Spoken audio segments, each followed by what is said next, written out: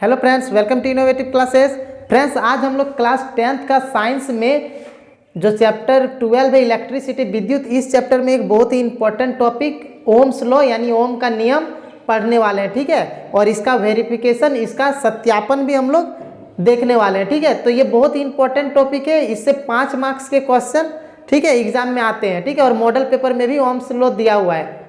ठीक है, तो चलिए पढ़ना स्टार्ट करते हैं।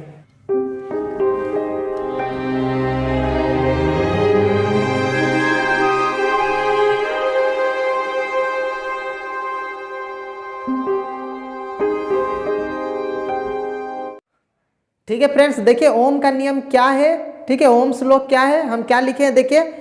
Eight constant temperature the current flowing through a conductor is directly proportional to the potential difference across its ends. ठीक है, मतलब क्या है कि नियत ताप पर किसी चालक से प्रवाहित होने वाली विद्युत धारा उस तार के सिरों के बीच विभवांतर के समानुपाती होता है। ठीक है, मतलब क्या है कि देखिए ओम का नियम हम लोग को क्या बताते हैं, एट कांस्टेंट टेम्परेचर मतलब नियत ताप पर। टेम्परेचर जो है तापमान वो नियत होना चाहिए। ठीक है, बदलना नहीं चाहिए, सेम होना चाहिए। उस टाइम क्या होता है, the current flowing through a conductor, तो जो करेंट, ठीक है, करेंट जो फ्लो होगा एक कंडक्टर से या वायर भी हम लोग बोल सकते हैं, is directly proportional to the potential difference across its ends. ठीक है, मतलब जो करेंट है वो डायरेक्टली प्रोपोर्शनल होगा यानी कि समानुपाती होगा किसका, पोटेंशियल डिफरेंस का, अक्रॉस इट्स एंड्स। ठीक है, नियत ताप पर किसी चालक से प्रवाहित होने वाली विद्युत धारा, जो धारा है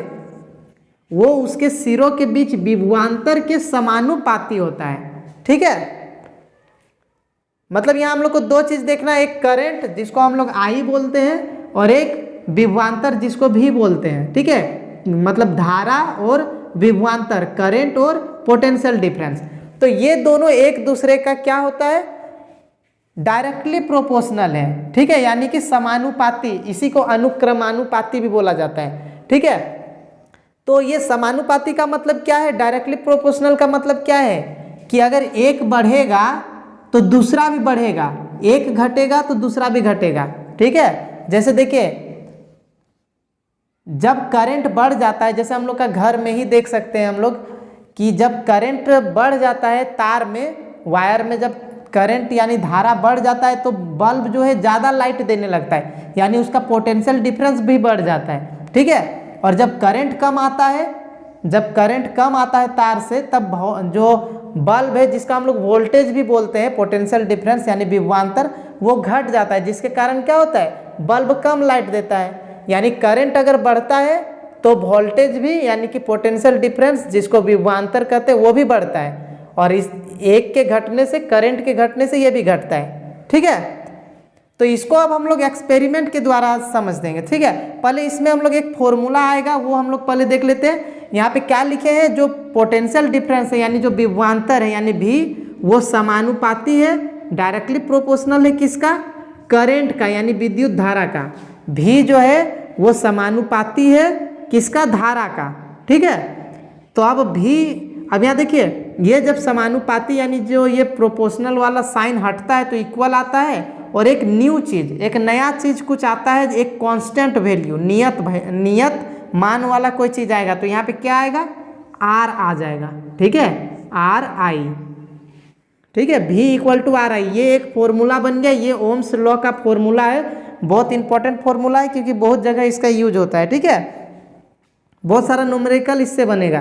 तो भी इक्वल टू आर आई, ये आर कहाँ से आया, क्योंकि ये साइन जब हटता है तो एक न्यू चीज, नया कांस्टेंट वैल्यू आता है। ठीक है, तो यहाँ हम लोग लिख सकते हैं जहाँ आर एक स्थिरांक या नियतांक, जो लिखना है स्थिरांक या नियतांक कुछ भी बोल सकते हैं, जहाँ आर एक स्थिरांक है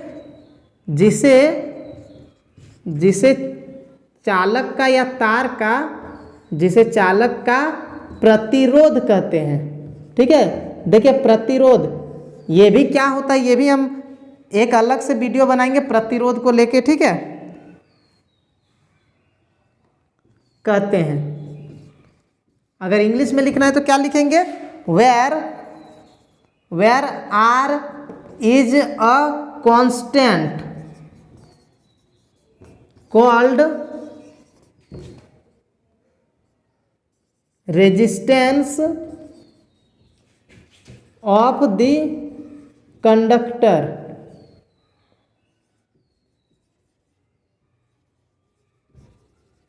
ठीक है, ये आर क्या है, एक स्थिरांक है, एक कांस्टेंट है, जिसको हम लोग क्या बोलते हैं, प्रतिरोध बोलते हैं, यानी कि रेजिस्टेंस बोलते हैं। ठीक है, तो प्रतिरोध क्या होता है ये भी हम एक वीडियो बनाने वाले हैं, उसमें प्रतिरोध क्या है और ये किन चीज़ों पर डिपेंड करता है, किन कारकों पर निर्भर करता है, वो भी बताएंगे। ठीक है, वो मॉडल पेपर में भी दिया हुआ है प्रतिरोध के बारे में, तो वो वाला हम नेक्स्ट वीडियो में वो भी बताएंगे।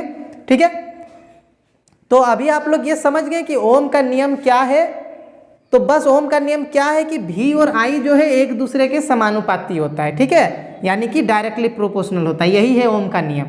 V और I यही यहाँ पे लिखा हुआ है कि पोटेंशियल डिफरेंस और करंट जो है एक दूसरे के डायरेक्टली प्रोपोर्शनल है, विभवांतर और धारा जो है एक दूसरे के समानुपाती होता है। तो इससे एक फॉर्मूला आ गया। ठीक है, ये हो गया ओम का नियम। अब इसका सत्यापन कैसे करेंगे, तो इसके लिए देखिए क्या करेंगे, सो इसको हम समझा देते हैं। ठीक है, जैसे इस तरह से मान लेते हैं कि ये यहाँ पे कुछ भी एक रेजिस्टेंस लगा हुआ है, इस तरह रेजिस्टर जो होता है, या यहाँ बल्ब लगा हुआ है, कुछ भी लगा हुआ है। ठीक है, और यहाँ बैटरी है, बैटरी को इस तरह लगाया जाएगा कि इसको हम लोग चेंज कर सकते हैं, मतलब एक बैटरी, दो बैटरी, तीन बैटरी हम लोग चेंज कर सकते हैं। अभी हम एक बैटरी छाप रहे हैं। ठीक है, और इस तरह से हम लोग बीच में कहीं ए मीटर दे देते हैं जिससे करंट को नापेंगे, और यहाँ पे वोल्ट मीटर होगा जिससे वोल्टेज नापा जाता है, यानी कि पोटेंशियल डिफरेंस विभवांतर नापा जाता है। यहाँ पे बीच में क्या है, भी है, वोल्ट मीटर, जो इसके साथ जुड़ा जाता है। देखिए वोल्ट मीटर कौन सा क्रम में जोड़ा जाता है, समांतर क्रम में, यानी कि पार्श्व क्रम में, पैरेलल, जो पैरेलल कॉम्बिनेशन में जोड़ा जाता है वोल्ट मीटर को। और ए मीटर को किस में जोड़ा जाता है, इसको जोड़ा जाता है सीरीज कॉम्बिनेशन, यानी कि श्रेणी क्रम संयोजन में। ठीक है, वो भी हम बताने वाले हैं आप लोग को आगे।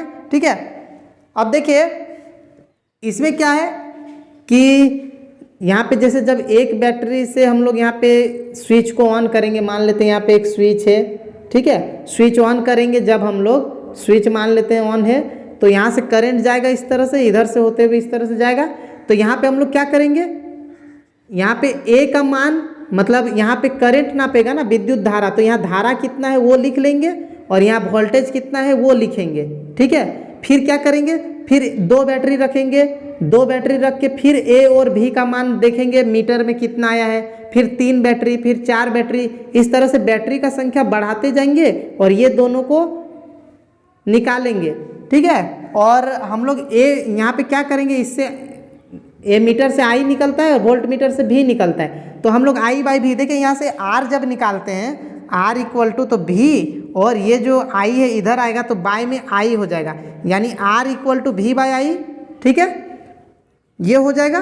तो हम लोग यही निकालेंगे, यहाँ पे जो भी आएगा भी बाई आर, भी बाई आई, सॉरी, भी बाई आई हर बार निकालेंगे। जब एक बैटरी था तब भी और आई देखेंगे, फिर दो बैटरी लेके भी और आई, तीन बैटरी लेके भी और आई, और हर बार भी बाई आई हम लोग देखेंगे और उसका वैल्यू निकालेंगे, भी बाई आई जो पता है, जो बिल्कुल सेम आएगा। ठीक है, हर बार ना भी बाई आई सेम आएगा, और ये क्या निकलेगा, भी बाई आई जो है वो आर निकलेगा, रेजिस्टेंस। और रेजिस्टेंस क्या होता है, प्रतिरोध क्या होता है, हर बार ये एक स्थिरांक है ना, एक कांस्टेंट है, ये नियत ही रहता है हमेशा।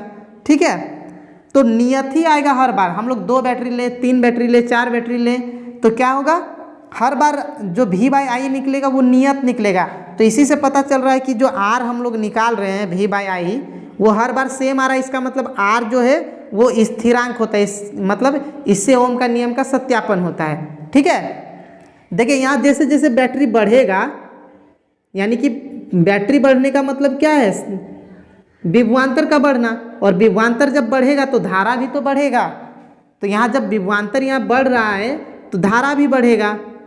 तो वही यहाँ पे बाद में हम लोग इसका अगर हम लोग ग्राफ खींचते हैं भी और आई का इस तरह से, ठीक है, एक तरफ हम लोग आई और एक तरफ भी अगर ले लेते हैं, जो भी वैल्यू आएगा वो हम लोग इधर आई भी और इस तरह से लेके जब हम लोग ग्राफ खींचेंगे ना, तो ग्राफ बिल्कुल एक सीधा लाइन में आएगा। इससे क्या पता चलता है कि अगर आई बढ़ते जा रहा है तो भी बढ़ते जा रहा है। ठीक है, एक के बढ़ने से दूसरा भी बढ़ते जा रहा है। इसी से हम लोग का ओम का नियम का सत्यापन होगा। ठीक है, मतलब इससे क्या पता चल रहा है कि ये बढ़ते जा रहा है अगर करंट, तो विभवांतर भी बढ़ते जा रहा है। देखिए जैसे जैसे यहाँ आगे बढ़ रहे हैं वैसे वैसे इधर भी ऊपर भी बढ़ रहा है ना, इधर भी जा रहा है इधर भी जा रहा है, मतलब करंट बढ़ने से विभवांतर भी बढ़ रहा है। तो इस चीज से भी ओम के नियम का सत्यापन होता है। ठीक है, तो इसमें जो जो हम समझाएं सिर्फ वही चीज को अब लिख देना है कि इस तरह से 1 बैटरी 2 बैटरी 3 बैटरी लेके 4 बैटरी लेके हम लोग ए और भी से, मतलब ए मीटर और वोल्ट मीटर से आई और भी का मान निकालेंगे और भी बाई आई निकालेंगे जो हर बार सेम आएगा। इससे ओम का नियम का सत्यापन होता है। ठीक है, तो आप लोग को स्क्रीन में दिख रहा होगा। ठीक है, बहुत ज़्यादा लिखना है इसलिए हम लिख नहीं रहे हैं, आप लोग को स्क्रीन में वो चीज़ दिख जाएगा।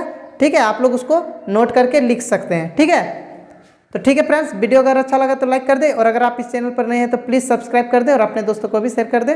Thank you.